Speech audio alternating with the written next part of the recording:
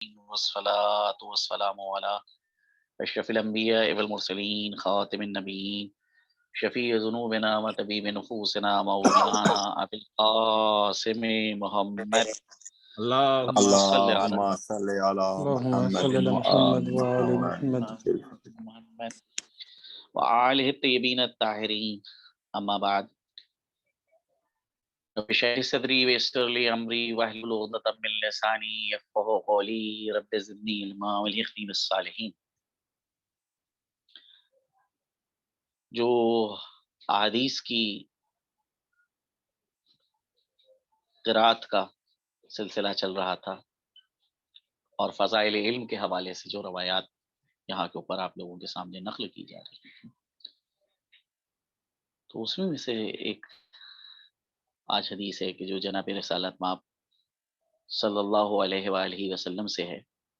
جس میں حضرت فرماتے ہیں کہ قلیل العلم خیر من کثیر العبادہ، کم علم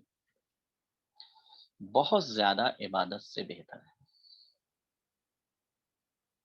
اگر انسان عبادت بہت زیادہ کر رہا ہے، کثرت کے ساتھ کر رہا ہے، اس کے مقابلے میں اگر ایک شخص کم علم رکھتا ہے تو یہ کم علم بہت زیادہ کثیر عبادت سے بہتر ہے۔ وجہ کیا ہے کہ عبادت معرفت کے اگر ہمراہ ہوتی ہے تو عبادت اہمیت رکھتی ہے، ارزش رکھتی ہے، لیکن اگر عبادت جو ہے وہ بغیر معرفت کی ہی ہوتی ہے تو اس عبادت کی کوئی اہمیت نہیں ہے۔ جناب امیر سے یہ فقرہ ہے کہ قسم الزہری رجلان، دو طرح کے لوگوں نے میری کمر توڑ دی ہے،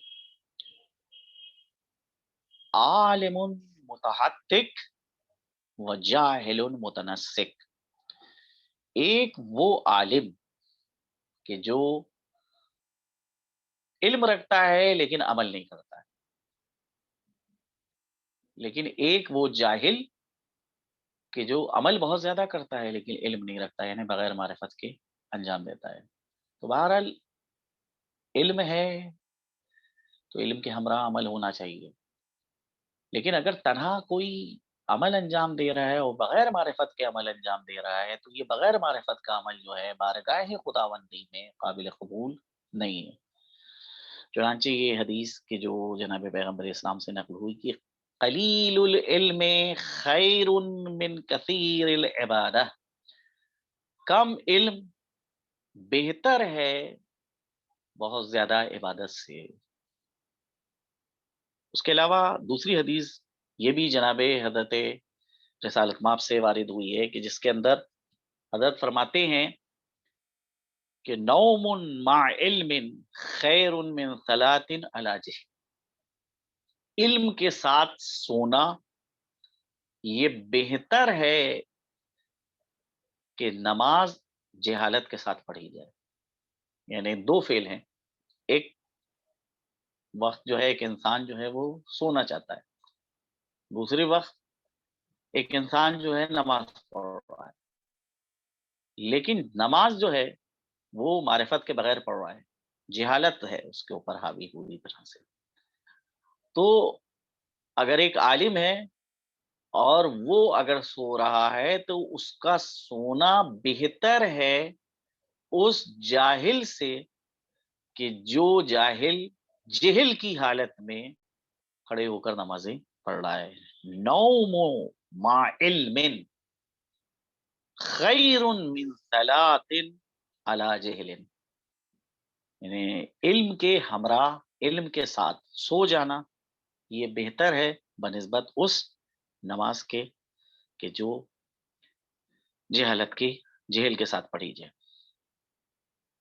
تیسری حدیث جو جناب پیغمبر اسلام سے ہے وہ یہ کہ ان فضل العالم علی العابد کا فضل الشمس علی الکواکب، بے شک عالم کی فضیلت عابد کے اوپر، عبادت گزار کے اوپر بالکل ایسی ہی ہے جیسے سورج کی فضیلت بقیہ ستاروں کے اوپر۔ وفضل العابد علی غیر العابد، اور عبادت گزار کی فضیلت ان لوگوں کے اوپر کہ جو عبادت نہیں کرتے ہیں، جو عابد نہیں ہیں، غیر عابد ہیں، ان کے اوپر کفضل القمر علی الکواکب، کواکب، جیسے کہ چاند کی فضیلت ستاروں کے اوپر ہوتی ہے۔ تو آپ دیکھیے یہاں کے اوپر دو مقابلے کیے گئے، ایک مرتبہ عالم کا مقابلہ کیا گیا ہے عابد سے، کہ عالم فضیلت رکھتا ہے، افضل ہے عابد سے، جس طرح سے سورج ستاروں سے افضل ہے۔ اس کے بعد پھر عابد کا مقابلہ کیا ہے غیر عابد سے، کہ جو عبادت نہیں کرتے ہیں ان لوگوں سے، کہ وَفَضْلُ الْعَابِدِ عَلَى الْغَيْرِ الْعَابِدِ، عابد افضل ہے غیر عابد سے، کس اعتبار سے؟ کفضل القمر علی الکواکب، جس طرح سے چاند جو ہے فضیلت رکھتا ہے ستاروں کے اوپر، ویسے ہی عابد غیر عابد کے اوپر یہ فضیلت رکھتا ہے۔ یہ بہرحال جو ہے ہمارے سامنے یہ چند حدیثیں تھیں کہ جو جن کی تلاوت کا یعنی کہا جائے شرف حاصل کیا، اور بہرحال خداوند کریم سے دعا ہے کہ پروردگار جو ہے ہم سب کو جو ہے یہ توفیق عنایت فرمائے کہ ہم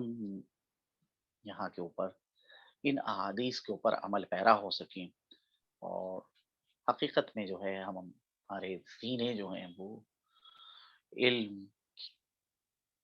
کو جگہ دیں، اور معرفت ہمارے اندر جو ہے وہ پیدا ہو، جیسا کہ رسول والے رسول نے ہمیں چاہا ہے۔ برحال جو سلسلہ ہم لوگوں کا بحث کا چل رہا ہے، وہ سلسلہ آج یعنی اس سے ہٹ کے ہوگا، کیونکہ کل جو تاریخ گزری وہ جناب رسالت مآب سے تاریخ اختصاص رکھتی ہے۔ 27 رجب علماء امامیہ کے درمیان، دوستداران آل محمد کے درمیان 27 رجب جو مشہور ہے، وہ تاریخ روز بعثت کے عنوان سے مشہور ہے، کہ یہ وہ دن ہے کہ جس دن جناب پیغمبر اسلام کے اوپر سب سے پہلی وحی نازل ہوئی تھی، 27 رجب کا دن۔ اگرچہ سواد اعظم اور علماء جمہور اس تاریخ کو شب معراج سے تعبیر کرتے ہیں کہ آج پیغمبر اسلام کو معراج ہوئی تھی، لیکن معراج سے بھی پہلے جو ہمارے کیا روایات آئی ہیں، اور جن روایات کی بنیاد کے اوپر علماء نے اس تاریخ کی فضیلت بیان کری ہے، کہ یہ 27 تاریخ جو ہے وہ ایسی تاریخ ہے کہ جس دن جو ہے پیغمبر اسلام کے اوپر پہلی وحی نازل ہوئی۔ علماء اہل سنت کے ہاں بہت سے علماء جو ہیں وہ یہ نظریہ رکھتے ہیں کہ پہلی وحی جو ہے وہ جناب پیغمبر اسلام کے اوپر قرآن پہلی مرتبہ جو ہے وہ رمضان میں نازل ہوا ہے، اور وہ قرآن کی اس آیت سے استدلال کرتے ہیں کہ شہر رمضان الذی انزل فیہ القرآن، رمضان کا وہ مہینہ جس میں قرآن نازل ہوا، تو یہ گویا خیال کرتے ہیں کہ پہلی وحی جو تھی وہ رمضان میں نازل ہوئی۔ حالانکہ ہمارے علماء جو ہیں وہ اس کا یہ جواب دیتے ہیں کہ نہیں، قرآن دو مرتبہ نازل ہوا ہے، ایک بار پورا ایک ساتھ قرآن نازل ہوا ہے، اور ایک سلسلہ قرآن کا وہ ہے کہ جو 23 سال کے دوران جو ہے وہ طے ہوا ہے۔ تو ایک قرآن کا نزول نزول دفعی ہے، اور ایک قرآن کا نزول جو ہے نزول تدریجی ہے، یعنی آہستہ آہستہ موقع کے مطابق مناسبت کے اعتبار سے آیات قرآنیہ جو ہیں نازل ہوتی تھی۔ تو جو تدریجی نزول ہے اس کی ابتدا ہوئی ہے 27 رجب کو، یعنی پہلی وحی جو جناب پیغمبر اسلام پہ نازل ہوئی ہے وہ 27 رجب المرجب ہے،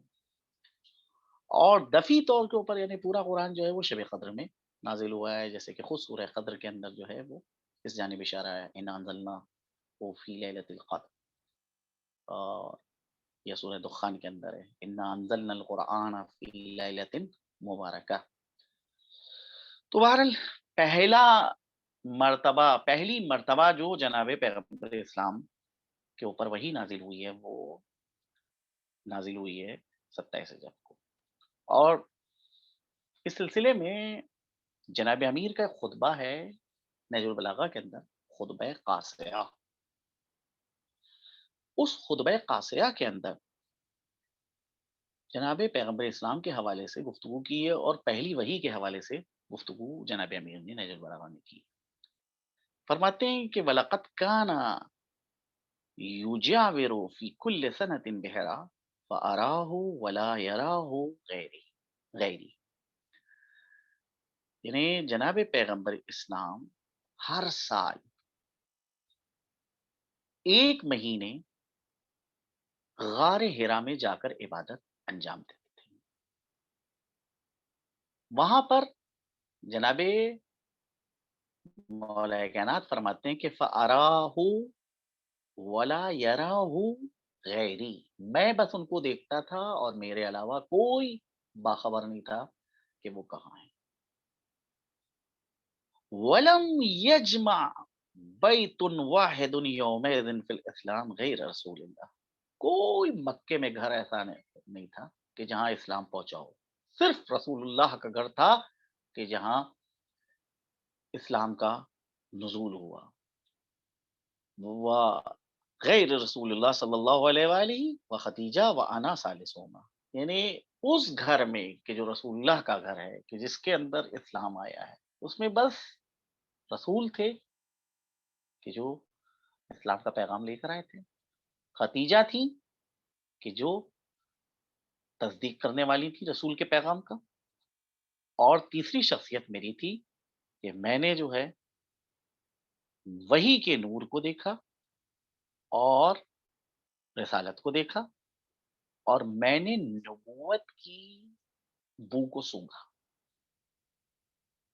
ارا نور الوحی والرسالہ واشم ریح النبوہ، میں تھا پیغمبر کے گھر میں کہ جب میں نے وحی کے نور کو دیکھا اور رسالت کے نور کو میں نے دیکھا، اور میں نے نبوت کی جو خوشبو تھی وہ سنی۔ وَلَقَدْ سَمِعْتُ رَنَّةَ الشَّيْطَانِ حِینَ نَزَلَ الْوَحْیُ علیہ صلی اللہ علیہ وآلہ۔ کہتے ہیں جناب امیر اس خطبے میں کہ جب پیغمبر کے اوپر پہلی وحی نازل ہوئی تو میں نے شیطان کا نالا سنا کہ چیخ مار کے رو رہا ہے۔ فقلت یا رسول اللہ ما هذه الرنۃ، میں نے رسول اللہ سے سوال کیا کہ یہ کون ہے کہ جو نالا بلند کر رہا ہے، کون ہے کہ یہ چیخیں مار مار کے رو رہا ہے؟ فقال هذا الشیطان قد آیس من عبادته، یہ شیطان ہے کہ جو نعرہ کر رہا ہے اور گریہ و شیون کر رہا ہے، کیونکہ وہ مایوس ہو چکا ہے اب اپنی عبادت سے۔ یعنی پیغمبر کو جو اللہ سبحانہ و تعالیٰ نے مبعوث کیا، بھیجا ہے، اس بنا کے اوپر شیطان جو ہے وہ پوری طرح سے مایوس ہو گیا۔ حضرت فرماتے ہیں کہ پیغمبر نے فرمایا انکا تسمع ما اسمع وترى ما ارى، جو میں سن رہا ہوں بے شک تم بھی سن رہے، اور جو میں دیکھ رہا ہوں بے شک تم بھی دیکھ رہے ہو۔ الا انک لست بنبی، مگر فرق یہ ہے کہ تم نبی نہیں ہو، ولکنک لوزیر، لیکن تم وزیر ہو، وانک لعلی خیر، اور تم جو ہو وہ خیر کے اوپر قائم ہو، بھلائی کے اوپر گامزن ہو۔ تو یہ واقعہ پرنامہ وحی کے حوالے سے کہ پہلی مرتبہ جو وحی جو ہے جناب پیغمبر اسلام کے اوپر نازل ہوئی ہے، اس واقعے کو جناب امیر نے بتایا ہے۔ کیوں؟ کیونکہ جناب امیر کی پرورش رسول اللہ کے گھر میں ہوئی تھی۔ تاریخ میں ہے کہ مکے کے اندر قحط سالی پڑی تھی کہ جس بنا کے اوپر بہت زیادہ جو ہے لوگ پریشان تھے، اور جناب ابو طالب جو ہیں وہ کثیر العیال تھے۔ اس بنا کے اوپر ایک سخی اور جود و سخا رکھنے والا شخص، اس کے پاس خزانے نہیں ہوتے ہیں، جو بھی آتا ہے وہ راہ خدا میں صرف کر دیتا ہے۔ تو جو حاجیوں کی ہر سال پذیرائی کرتا ہو، مہمان نوازی کرتا ہو، اور جس کے پاس اتنی دولت کا ڈھیر نہیں ہے کہ وہ اور ضرورتوں کو اپنی پورا کرے، تو ایک سخت حالات سے جناب ابو طالب دوچار تھے، تو اس وقت پیغمبر اسلام نے اپنے چچا عباس سے کہا کہ اس موقع کے اوپر ہم لوگوں کو چاہیے کہ ہم لوگ حضرت ابو طالب کی مشکلات کو کم کرنے کی کوشش کریں۔ چلیے آپ میرے ساتھ چلیے، ان کی ایک فرزند کو آپ لے لیجئے، ایک کو ہم لے لیں گے، اور ایک کی آپ سرپرستی کیجیے، ایک کی میں سرپرستی کروں گا۔ چنانچہ جناب عباس جناب رسالت مآب کی اس پیشکش کو قبول کرتے ہیں، اور دونوں جو ہیں جناب ابو طالب کے پاس جاتے ہیں، اور وہاں آ، جناب ابو طالب سے جب یہ خواہش کرتے ہیں کہ آپ اپنے ایک بیٹے کو ہم کو دے دیجئے، ایک عباس کو دے دیجئے، تو پیغمبر علیہ السلام جو ہیں وہ حضرت علی کو منتخب کر لیتے ہیں، اور جناب عباس جو ہیں وہ جعفر کو اپنے ہمراہ لے کے چلے جاتے ہیں۔ تو جناب امیر کی پرورش بچپنے سے جناب پیغمبر اسلام کے گھر میں ہوئی تھی۔ اسی خطبہ قاصیہ کے اندر تفصیل کے ساتھ جو ہے انہوں نے بتایا ہے کہ کس طرح سے پیغمبر اسلام جو ہیں وہ ان کا خیال رکھتے تھے، ہمیشہ ساتھ ساتھ رہتے تھے، اور کہتے ہیں کہ میں ان کے اچھے اخلاق کی پیروی کرتا تھا، وہ مجھ کو جو ہے حکم دیتے تھے اچھے اخلاق کا، میں اس کے اوپر جو ہوں چلتا تھا، بالکل میں اسی طرح سے پیروی کرتا تھا جیسے کہ ایک جانور کا بچہ اپنی ماں کے نقش قدم کے اوپر چلتا ہے پیچھے پیچھے، ویسے ہی میں پیغمبر اسلام کی آثار اور پیغمبر کے احکام اور پیغمبر کے حکم کی پیروی کرتا تھا۔ وہاں کے اوپر جو ہے صرف جناب امیر ہیں، اور جناب امیر جو ہیں وہ یہ واقعہ نقل کرتے ہیں کہ جو تاریخ بشریت میں بے پناہ اہمیت کا حامل ہے، کہ پہلی وحی نازل ہوئی ہے، اور تاریخ کہتی ہے کہ جس وقت پیغمبر اسلام کے اوپر جو ہے یہ جبریل سورہ لے کے آئے، سورہ علق، اور آ کے جناب پیغمبر اسلام سے کہا کہ اقرا پڑھیے اے محمد، تو وہاں پر جناب پیغمبر اسلام نے سوال کیا نما اقرا، میں کیا پڑھوں؟ جبریل نے پھر کہا کہ اقرا پڑھیے آپ، پیغمبر اسلام پھر سوال کرتے ہیں کہ میں کیا پڑھوں؟ تو وہاں کے اوپر جناب جبریل جو ہیں وہ جناب پیغمبر اسلام سے فرماتے ہیں کہ پڑھیے اقرا بسم ربک الذی خلق، پڑھیے اس پروردگار کے نام سے کہ جس نے جو ہے وہ انسان کو پیدا کیا ہے، اقرا بسم ربک الذی خلق، کہ جس نے انسان کو پیدا کیا، خلق الانسان من علق، اور انسان کو جمے ہوئے خون سے پیدا کیا ہے۔ وہاں کے اوپر جو ہے چند آیات جو ہیں وہ بعض روایت میں کہ یہ پورا سورہ جو ہے پہلا سورہ ہے، اور یہ سورہ جو ہے پورا کا پورا نازل ہوا تھا، بعض میں نہیں کہ نہیں یہ کچھ 5 آیتیں ابتدا میں جو ہیں وہ جناب پیغمبر اسلام کے اوپر نازل ہوئی۔ بہرحال یہ سورہ جو ہے وہ اپنے اعتبار سے ایک عظیم پیغام لے کے آیا ہے کہ سب سے پہلے جو ہے اس نے علم کے حوالے سے گفتگو کی، قلم کے حوالے سے گفتگو کی، اور وہ عرب کا جاہل معاشرہ کہ جو بہرحال جو ہے نہ قلم کی عظمت سے واقف تھا، اور نہ جو ہے علم کے حوالے سے اتنی زیادہ جو ہے اس معاشرے کے اندر جو ہے وہ بحث ہوتی تھی، اس معاشرے میں جو ہے وہاں کے اوپر جو ہے یہ وحی نازل ہو رہی ہے، اور یہ وحی ایک گویا کے انقلاب ہے کہ جو اس معاشرے کے لیے ایک پیغام تھا۔ سب سے بڑا مسئلہ یہ ہے کہ جب وحی کے حوالے سے گفتگو ہو رہی ہے تو بہتر یہ ہوگا کہ ہم اس سلسلے میں جو ہے وہ حقیقت جو وحی کی ہے اس کو سمجھ لیں کہ وحی کی حقیقت کیا ہے، لغت میں وحی کے معنی کیا ہے؟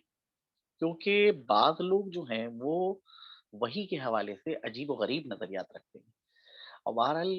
اس کا تعلق جو ہے نبوت سے بے پناہ ہے، اور اس کی اہمیت کا انکار نہیں کیا جا سکتا ہے گا۔ تو لہذا میں سمجھتا ہوں کہ کچھ گفتگو کا حصہ جو ہے وہ وحی کے حوالے سے اختصاص دیا جائے، کیونکہ آج کی تاریخ، یعنی جو جس تاریخ کے اعتبار سے جو ہے گفتگو ہو رہی ہے وہ وحی کے حوالے سے گفتگو ہو رہی ہے۔ تو خود وحی ہے کیا؟ لغت میں جو وحی کے معنی بیان کیے ہیں راغب اصفہانی نے، مفردات راغب کی کتاب ہے، اور جو قرآن میں الفاظ استعمال ہوئے ہیں ان کی معنی کی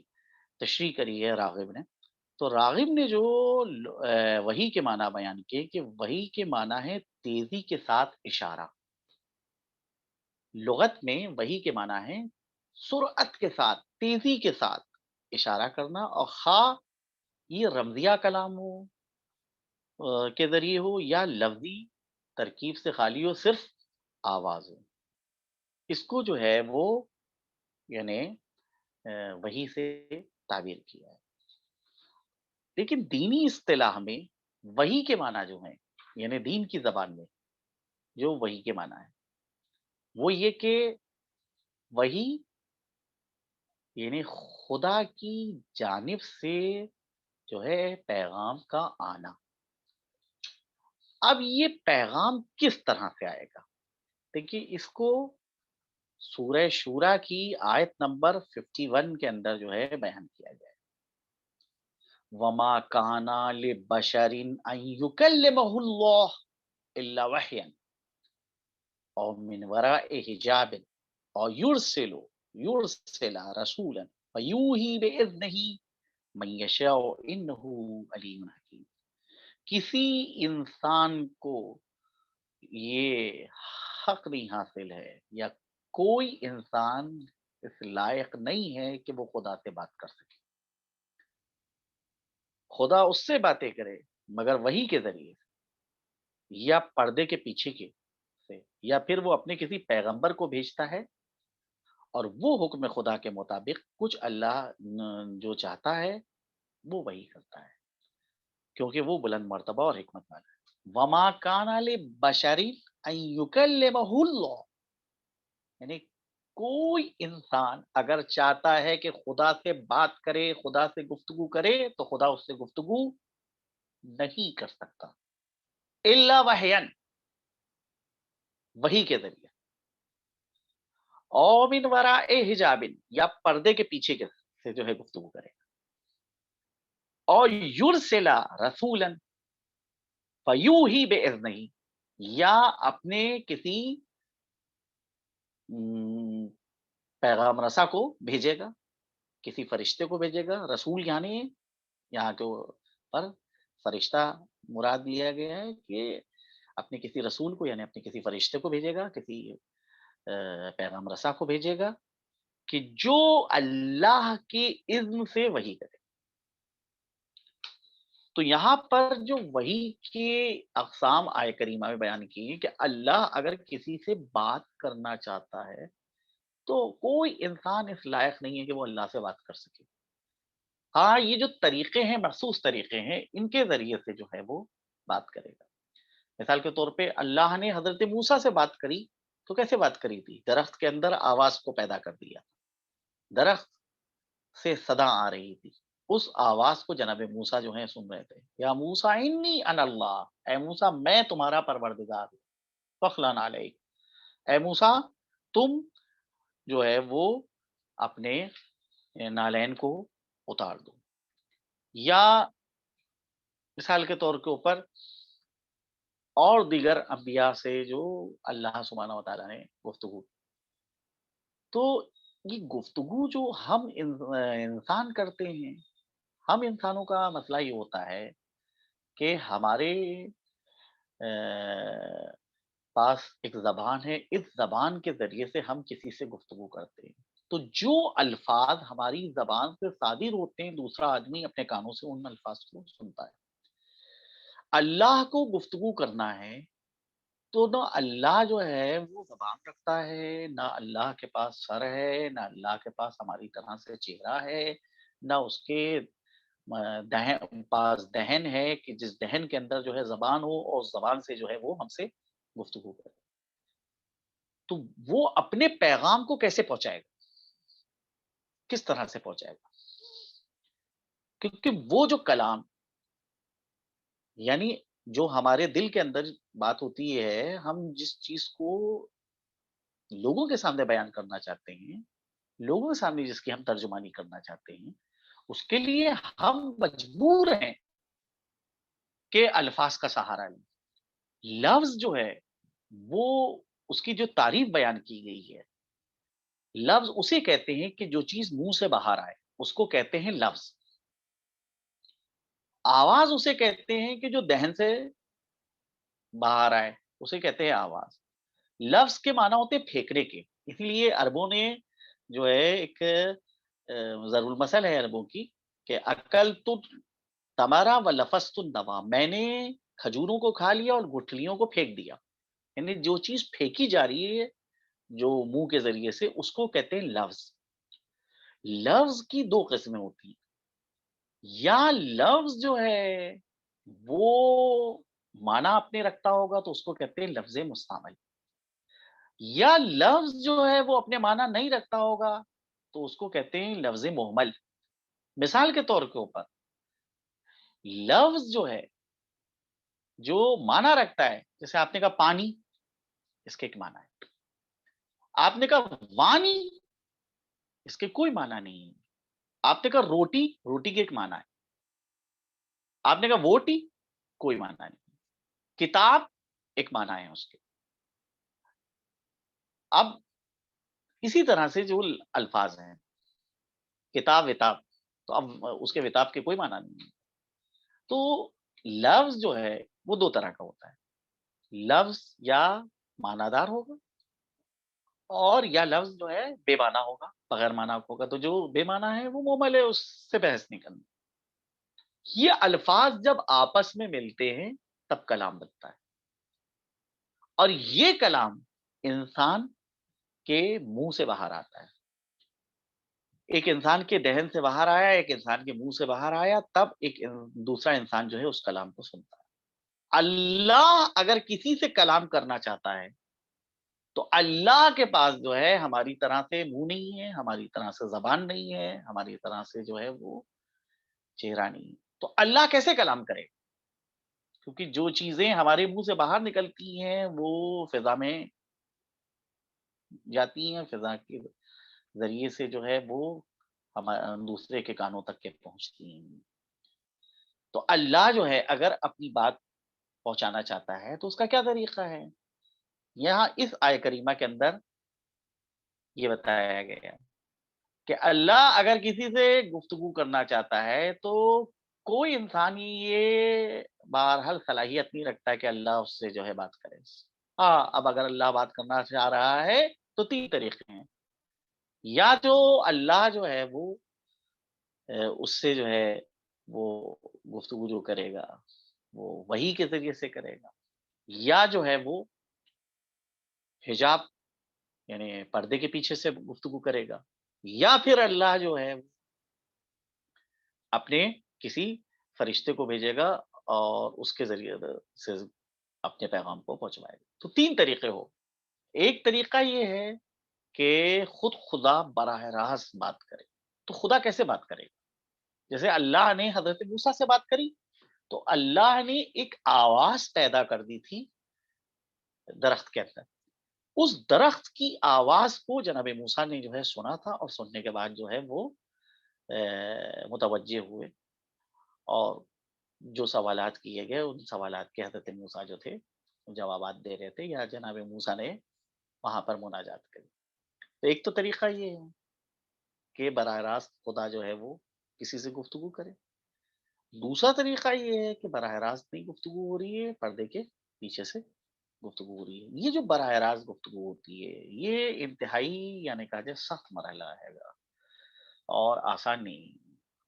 یہاں کے اوپر جو ہے ایک حدیث ہے کہ جو حدیث جناب امیر علیہ الصلوۃ والسلام سے ہے کہ جس کے اندر حضرت علی علیہ الصلوۃ والسلام نے وحی کی 7 قسموں بیان کری ہیں کہ جو پیغام وحی نازل ہوتی ہے اس کی تقریباً 7 قسمیں۔ ایک تو پہلی قسم ہے جس کو وحی یا رسالت و نبوت سے تعبیر کیا ہے، جیسے خود قرآن نے جو ہے ارشاد فرمایا ہے کہ انا اوحینا الیکا کما اوحینا الی نوح والنبیین من بعدہ، ہم آپ کے اوپر وحی کر رہے ہیں بالکل ویسے ہی جیسے کہ آپ سے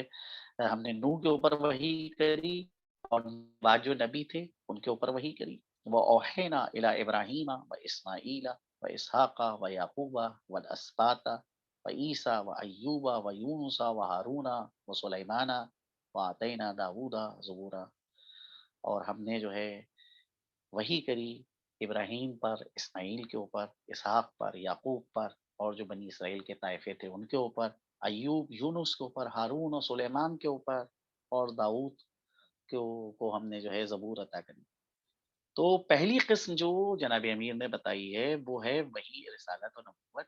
اور دلیل کے طور پہ یہ آیہ کریمہ پیش کی ہے کہ انبیاء کے اوپر یہ وحی ہوتی ہے۔ دوسری قسم ہے جو الہام کے معنی میں ہے، یعنی دل کے اندر ایک چیز جو ہے وہ پیدا ہو جائے۔ اب یہ بہرحال جو ہے یہ الہام جو ہے وہ جانوروں کے اوپر بھی ہوتا ہے، اور یہ الہام جو ہے وہ مثال کے طور کے اوپر زمین کے اوپر بھی ہو رہا ہے، اللہ کر رہا ہے، اور انسانوں کے اوپر بھی الہام کرتا ہے۔ تو اس سے یہ سمجھ میں آیا کہ وہی جو ہے پھر وہ مخصوص نہیں ہے صرف انسانوں سے، نہیں، بلکہ جو ہے وہ جانوروں کے اوپر بھی وہی ہو رہی ہے، یہ وہی یعنی الہام ہو رہا ہے ان کے اوپر۔ وَأَوْحَىٰ رَبُّكَ إِلَى النَّحْلِ أَنِ اتَّخِذِي مِنَ الْجِبَالِ بُيُوتًا، تمہارا تمہارے پروردگار نے شہد کی مکھی کے اوپر جو ہے وہ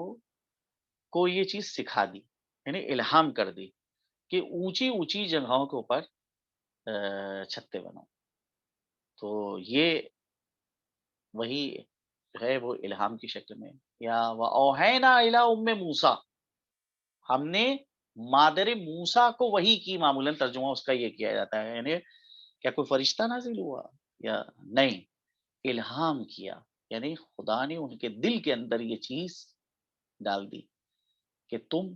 اپنے بچے کو دودھ پلاؤ، اور دودھ پلانے کے بعد جو ہے اس کو صندوق میں رکھ کے دریائے نیل کے حوالے کر دو۔ تو دوسری جو وحی کی قسم ہے وہ الہام کے معنی میں ہے اور ہدایت کے معنی میں۔ تیسری قسم جو وحی کی ہے وہ اشارے کے معنی میں ہے، جیسا کہ خود قرآن مجید نے کہا ہے کہ فخرج علی قومہ من المحراب فاوحى الیہم ان سبحوا بکرۃ وعشیا، زکریا نے محراب عبادت سے باہر کے لوگوں کی طرف اشارہ کرتے ہوئے کہا کہ صبح و شام خدا کی تسبیح کیا کرو۔ تو یہ تیسری قسم ہے جو اشارے کے معنی میں۔ چوتھی قسم جو وحی کی ہے وہ تقدیر کے معنی میں ہے، جیسے قرآن کہتا ہے وہ اوہا فی کل سماء امر، خدا نے ہر آسمان میں تقدیر اور تدبیر کو لازم فرمایا ہے۔ تو یہ چوتھی قسم ہے وحی کی۔ پانچویں قسم جو وحی کی ہے وہ امر کے معنی میں، جیسے خود قرآن کہتا ہے کہ وَإِذْ أَوْحَيْتُ إِلَى الْحَوَارِيِّينَ أَنْ آمِنُوا بِي وَبِرَسُولِي، اس وقت کو یاد کرو جب میں نے حواریوں کو حکم دیا کہ مجھ پر اور میرے رسول پر ایمان لے آؤ۔ تو یہ تو ابھی تک کے 5 قسمیں تھیں کہ جو نیک بندوں کے حوالے سے تھی۔ چھٹی قسم جو ہے وہ جیسے قرآن نے استعمال کیا ہے کہ جھوٹ بولنے کے والے، تو جھوٹ بولا جا رہا ہے اس کو بھی وحی سے تعبیر کیا گیا ہے۔ وَكَذَلِكَ جَعَلْنَا لِكُلِّ نَبِيٍّ عَدُوًّا شَيَاطِينَ الْإِنسِ وَالْجِنِّ يُوحِي بَعْضُهُمْ إِلَىٰ بَعْضٍ زُخْرُفَ الْقَوْلِ غُرُورًا، اسی طرح ہم نے ہر نبی کے مقابلے میں انسانوں اور جنوں کے شیطانوں میں سے ایک نہ ایک کو دشمن قرار دیا ہے کہ وہ شیاطین جھوٹ اور فریب پر مبنی باتوں کو ایک دوسرے تک مخفی طور پر پہنچائیں۔ 7ویں قسم جو بیان کی گئی ہے وہ ہے خبر کے معنی میں، جو خود قرآن نے اس کا ذکر کیا ہے سورہ انبیاء کے اندر کہ وَجَعَلْنَاهُمْ أَئِمَّةً يَهْدُونَ بِأَمْرِنَا وَأَوْحَيْنَا إِلَيْهِمْ فِعْلَ الْخَيْرَاتِ، اور ہم نے انہیں پیشوا بنایا، امام بنایا جو ہمارے فرمان کے مطابق ہدایت کرتے ہیں، اور ہم نے انہیں نیک کاموں کے بجا لانے کی خبر دی۔ تو یہ تقریباً جو ہیں 7 قسمیں ہیں، لیکن اگر جو ہے دیکھا جائے تو ان میں سے بہت سی قسمیں جو ہیں اور بھی نکل سکتی ہیں، اور چنانچہ علماء نے جو ہیں بعض نے جو ہے 10 قسمیں جو ہیں وہ وحی کی شمار کری ہیں، بعض علماء نے 10 سے زیادہ قسمیں جو ہیں وہ بیان کری ہیں، لیکن مجموعی طور کے اوپر 2 چیزیں ہوتی ہیں، ایک ہوتی ہے دیکھیے یہ وحی کی جو قسم ہے 2 اہم ترین قسمیں، ایک وحی یہ تکوینی ہوتی ہے، اور ایک وحی یہ تشریعی ہوتی ہے۔ وحی یہ تشریع اس وحی کو کہتے ہیں کہ جو انبیاء پر نازل ہوتی ہے، اور ان کے اور خدا کے درمیان ایک رابطہ تھا جس سے وہ احکام و فرامین الہی اور حقائق وصول کیا کرتے ہیں، حاصل کیا کرتے ہیں۔ یعنی انبیاء کے اوپر جو ہے قانون کی شکل میں، پیغام کی شکل میں جو وحی نازل ہوتی ہے اس کو وحی تشریعی جاتا ہے، اور یہ انبیاء کا اور خدا کا ایک خاص رابطہ ہوتا ہے۔ وحی تکوینی اس وحی کو کہتے ہیں کہ جس میں ہر مخلوق کے اندر استعداد پائی جاتی ہے اور شرائط پائے جاتے ہیں، تو جو اللہ نے قوانین مقرر کیے ہیں وہ مخلوق اگر اپنی فطرت کے اعتبار سے، اپنے نیچر کے اعتبار سے ان قوانین کو طے کر رہی ہے تو گویا کہ وہی تکوینی کے مطابق جو ہے عمل کر رہی ہے۔ مثال کے طور کے اوپر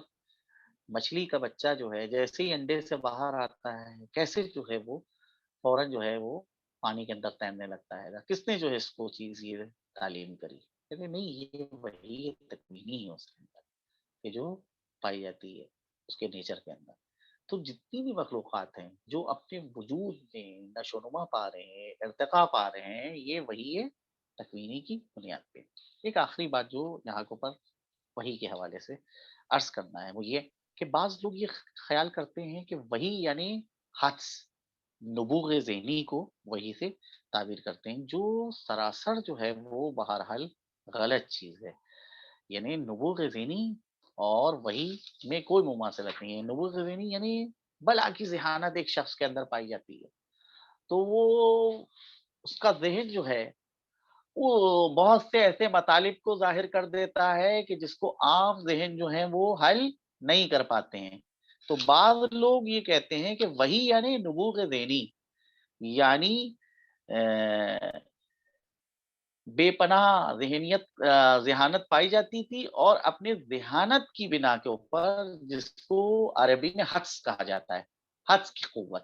نے حدس کے ذریعے سے، ذہانت کے ذریعے سے بہت سی مجہول نامعلوم چیزوں کو کشف کر لینا، ظاہر کر لینا، وہی گویا کہ یہی ہے کہ سوسائٹی کے اندر نبی کی حیثیت بالکل ویسی ہوتی ہے کہ نبی جو ہے بے پناہ جو ہے وہ ذہانت رکھتا ہے، عام افراد جو ہیں ویسا ذہن نہیں رکھتے ہیں، لہذا وہ اپنی ذہانت کی بنیاد کے اوپر بعض ایسی چیزیں جو ہیں وہ کشف کر لیتا ہے اور ظاہر کر لیتا ہے۔ یہ بہرحال جو ہے یہ سراسر جو ہے وہ آ، آ، گویا کہ وحی کا انکار ہے، ایسا نہیں ہے، نہیں، وحی نبوغ ذہنی سے اس کو نہیں تعبیر کیا جا سکتا ہے، بلکہ جو ہے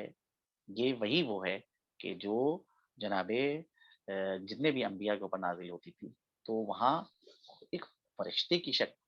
کبھی جو ہے پیغام لے کر آتا تھا، یا کبھی جو ہے اللہ سبحانہ و تعالیٰ جو ہے خود براہ راست جو ہے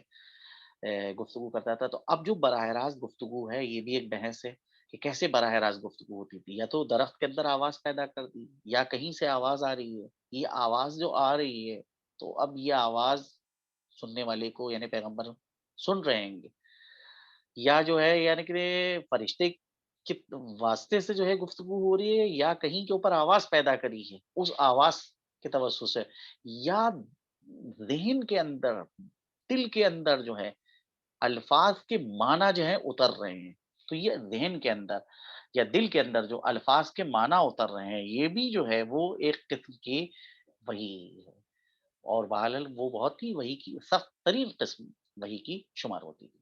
تاریخ کہتی ہے کہ جس وقت جناب پیغمبر اسلام کے اوپر پہلی وحی نازل ہوئی، اس وقت حضرت پیغمبر اسلام جو جو غار حرا میں تھے، وہاں پر تھے، اور بعض مورخین نے جو ہے یہ واقعہ لکھا ہے کہ پیغمبر اسلام کی ایک عجیب حالت ہو گئی اور پیغمبر جو ہیں وہ تھر-تھر کانپنے لگے، اور جناب ختیجہ کے پاس آئے، اور بعض روایات لوگ بیان کرتے ہیں کہ پیغمبر اسلام جو تھے وہ ایک پہاڑ کے اوپر چڑھ گئے، اور وہاں سے جو ہے انہوں نے چاہا کہ سوسائڈ کر لیں، کود جائیں وہاں کے اوپر، بالکل بے قابو ہوئے جا رہے تھے، آ کر اپنی کیفیت جو ہے حضرت ختیجہ سے بیان کی، حضرت ختیجہ نے جو ہے اپنے چچا زاد بھائی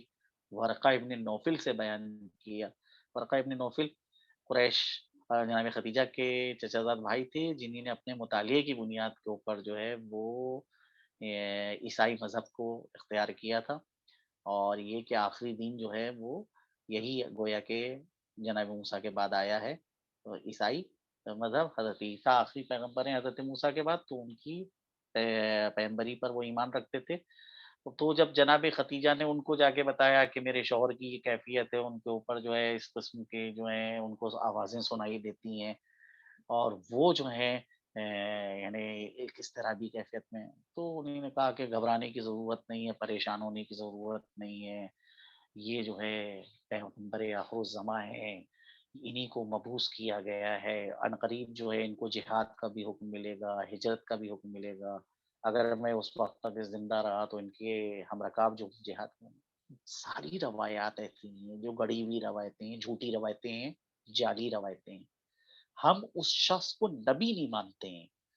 کہ جس کو پتا نہ ہو کہ وہ نبی ہے، ہم اس کو نبی مانتے ہیں